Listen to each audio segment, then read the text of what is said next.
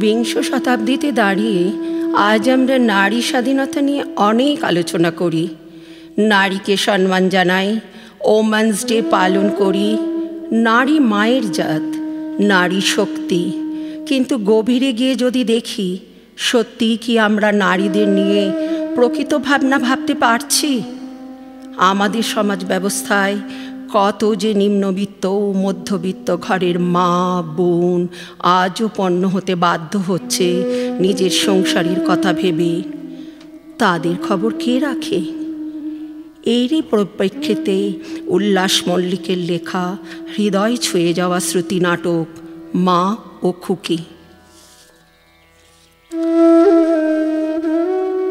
Hello মা, hello hello hello মা, শুনতে পাচ্ছ?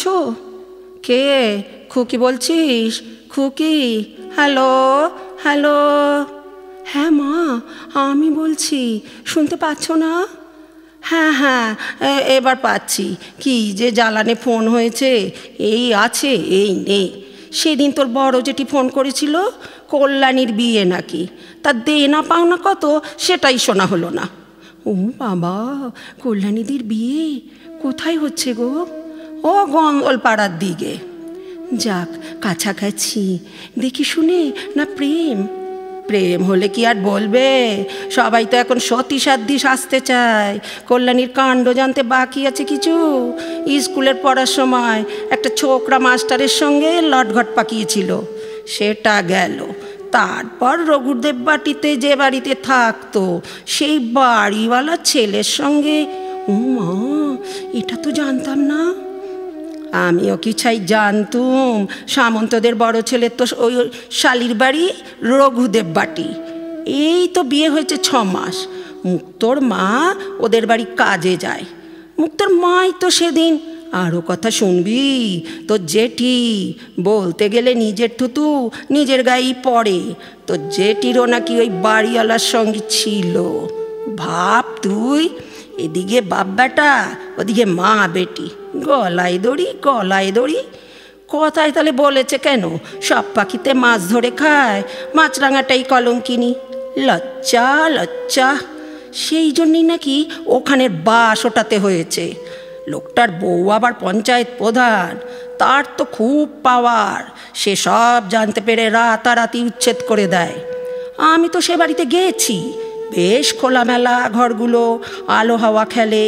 তাই আমি বলি, ও মন বাড়ি ছেড়ে কি না সে কথা বলেও ছিলুম তোর জেঠিকে। তা বলল অনেক পয়সা বাড়ি ভাড়া বাড়াতে বলেছে, একটু যেন খটকা মতন লেগেছিল তখন। তারপর মুক্তোর মায়ের মুখে শুনে, যাগে বাবা, আমার তো খবরের দরকার নেই। ছেলে কি করে মা? সেটাও তো চাই শোনা হলো না এই মরণ দশা ফোনের জন্য। কট কট শব্দ হয়ে বন্ধ হয়ে গেল। কতবার চেষ্টা করলো, লাগলোই না। আর প্রদীপকে বললুম, তোর ফোনে একবার ধরে দে না। তোর জেঠির সঙ্গে কথাটা শেষ হলো না, বললো কি না আমি এখন বেরোচ্ছি, পরে ধরে দেব। আজ সকালে বলতে গেলুম, বলে চার্জ নেই। ছেলের যা মেজাজ, কি আর বলবো তোকে খুকি, আমি আর কিচ্ছু বলিনি। দাদার কাজের খবর কিছু নেই মা? চেষ্টা থাকলে তো হবে। তুহিনের বাবা একটা কাজের কথা বলেছিল। কি যেন, সে প্লাইউডের দোকান আছে, সেই প্লাইউডের কারখানা। শাহ বাবু, ওইখানে তাকে যেতে হবে। তার আবার মন পছন্দ হলো না।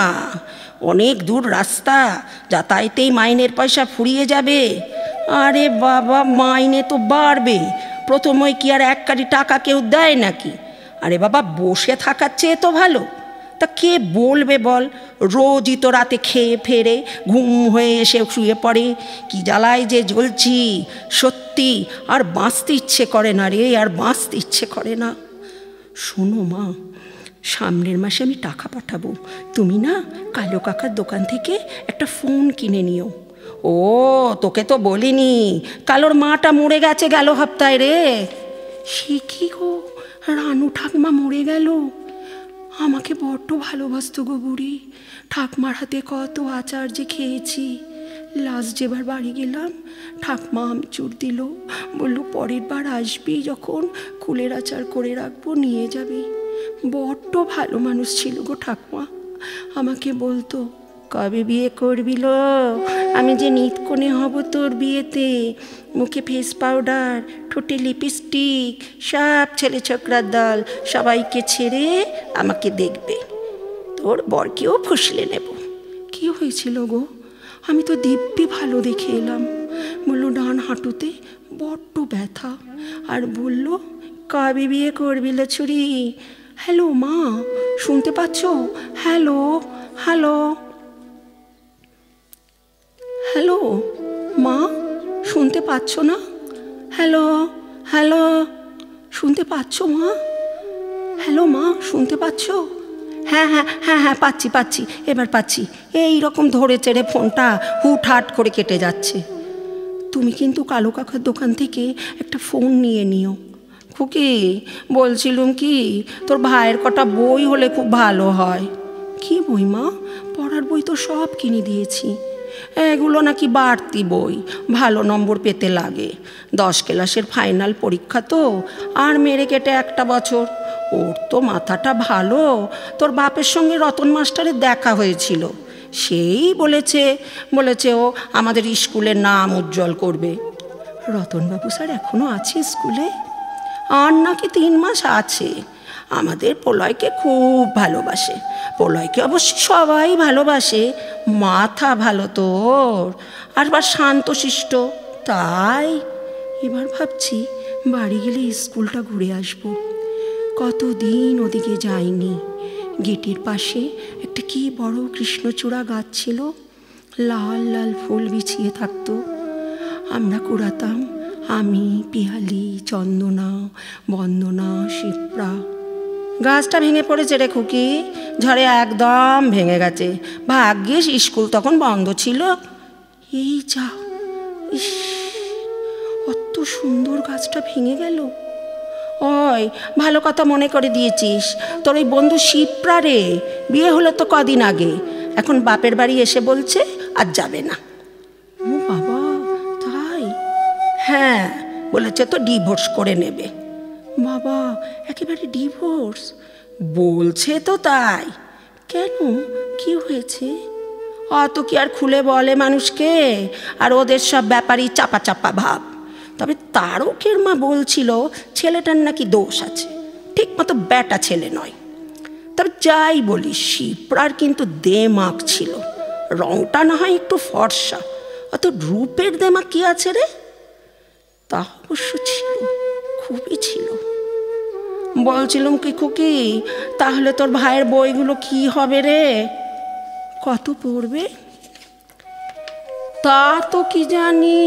আচ্ছা আচ্ছা, প্রলয় আসুক, জিজ্ঞাসা করে তোকে বলবো। গরুটা ভাবছি বিক্রি করে দেব, বুঝলি? গরু বিক্রি করে দেবে মানে লালিকে?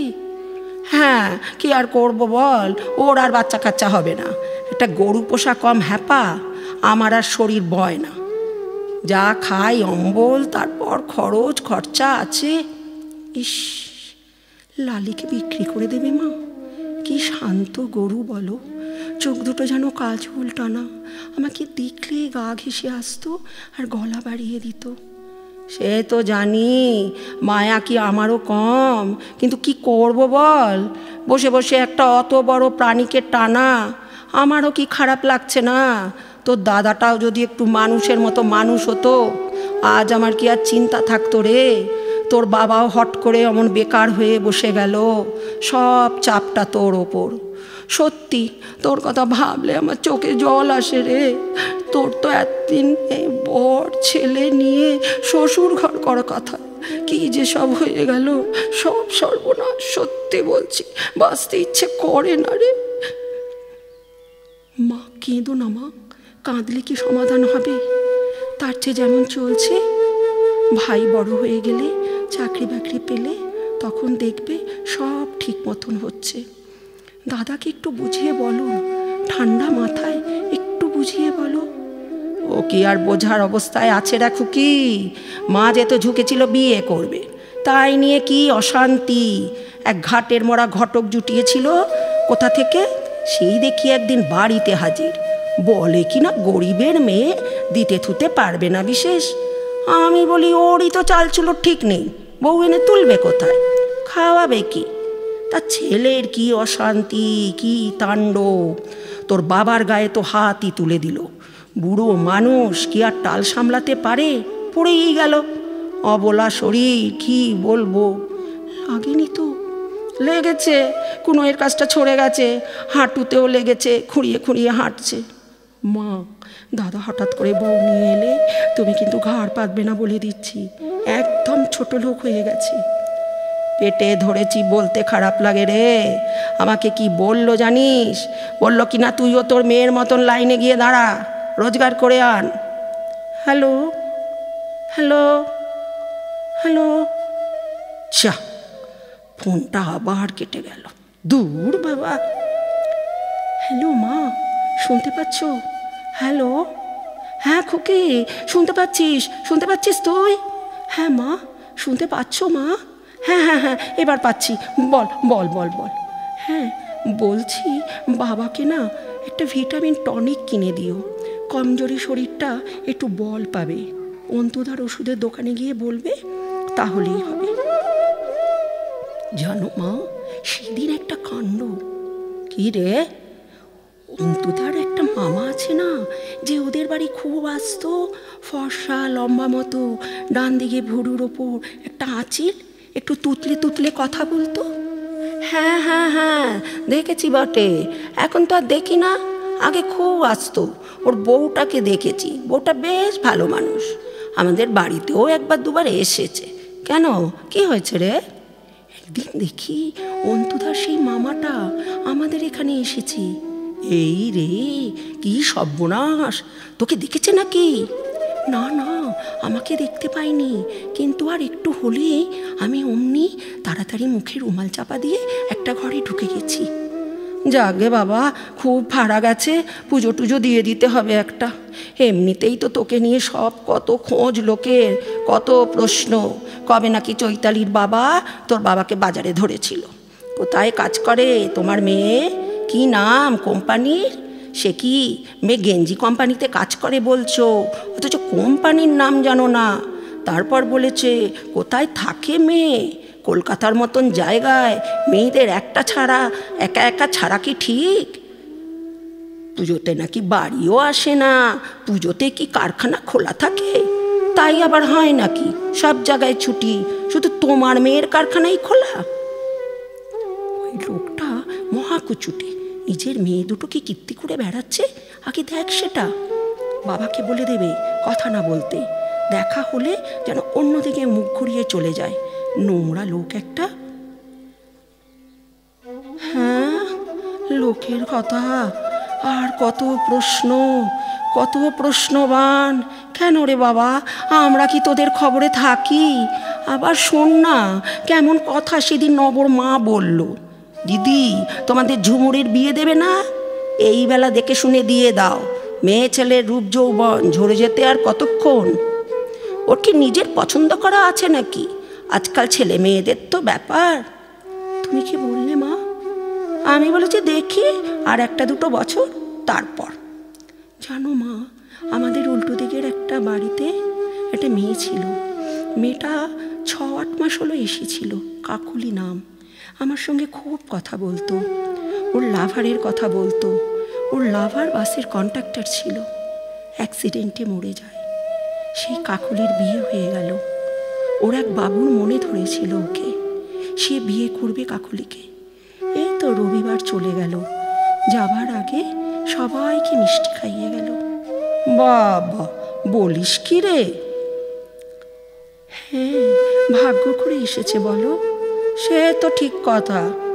যাক বাবা, একটা মেয়ের কত স্বাদ আহ্লাদ থাকে স্বামীর ঘর করার, ভাগ্যবতী মেয়ে।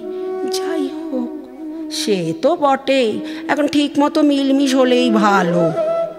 সেটা অবশ্য কথা। লোকটাকে কিন্তু দেখে ভালো বলেই মনে হয়েছে আমার।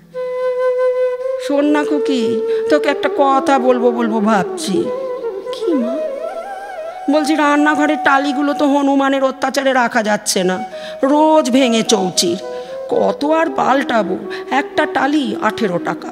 তারপর তোর বাবার আর শরীরে কুলোয় না, একদিন উঠে মাথা ঘুরছিল, ভাগ্যি সতীনাথ ঠিক সময় মতো এসে পড়েছিল। ও আর প্রলয় কোনো রকমে ধরে ধরে নামালো, তারপর থেকে আর উঠতে দিই না। বলছিলাম কি, এবার পুজোর পর যদি ঢালাই মতো একটু করে নেওয়া যায়। মানে মানে বলিস তো, পুজোর সময় তোদের রোজগার ভালো হয়, তাই বলছিলাম কি, না হলে বড্ড অসুবিধা। বৃষ্টি হলে রান্নাঘর একেবারে জলে ভেসে যায়, তাই বলছিলুম যদি।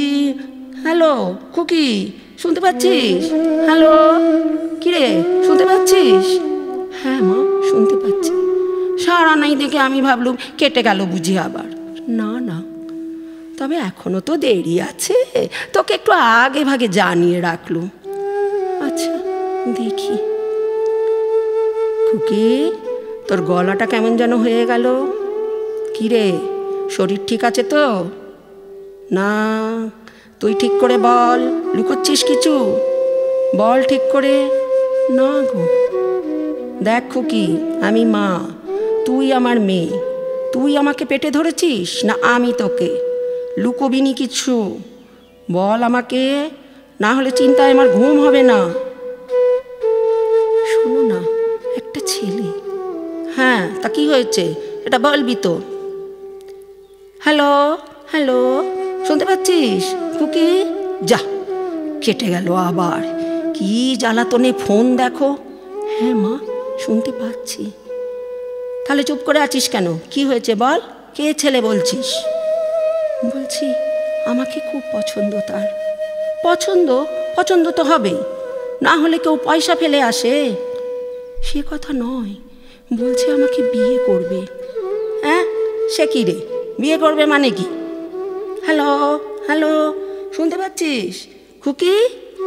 হ্যালো খুকি, শুনতে পাচ্ছিস? যা। হ্যাঁ পাচ্ছি মা। বিয়ে মানে কি? বিয়ে মানে কি? বিয়ে মানে আবার কি, শাখা সিঁদুর দিয়ে ঘরে বউ করে নিয়ে যাবে বলছে। কি আবল তাবল বলছিস? সত্যি মা। কে ছেলে, কোথাকার? রানাঘাটের ওদিকে বাড়ি, মা মরে গেছে, বাবা আর ছেলে থাকে, ছুতোর মিস্ত্রির কাজ করে। তা তোকে বিয়ে করতে চায় কেন? কোথায় দেখাশোনা হলো তোদের?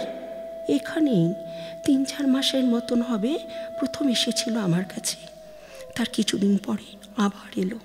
বললো আমাকে ওর খুব ভালো লাগে, বিয়ে করবে। আমি তো হেসে ফেলেছি, বললাম মদ টদ খেয়ে এসেছো নাকি? তারপর মাঝে মাঝেই আসে আর বলে কাজ ছেড়ে দাও, চলো বিয়ে করি। পরশু আবার আসবে, ওর বাড়িতে নিয়ে যাবে, বাবাকে বলবে মেলায় চেনা জানা হয়েছে। তা তুই কি ভাবছিস? ভেবে ঠিক করে উঠতে পারছি না মা। ছেলেটা কিন্তু ভালো, তুমি দেখলে বুঝতে। ওরকম ভালো অনেক দেখা আছে, নিয়ে যাবে, তারপর শখ আহ্লাদ মিটে গেলে মেয়েরে ঝুলিয়ে দেবে। না না বাপু, ওসব ফোন দিতে পা দিস না, যেমন আছিস বেশ আছিস, দিব্যি আছিস। বলছি কথা শোন। ও বলেছে দরকারেও আমাদের বাড়িও যাবে।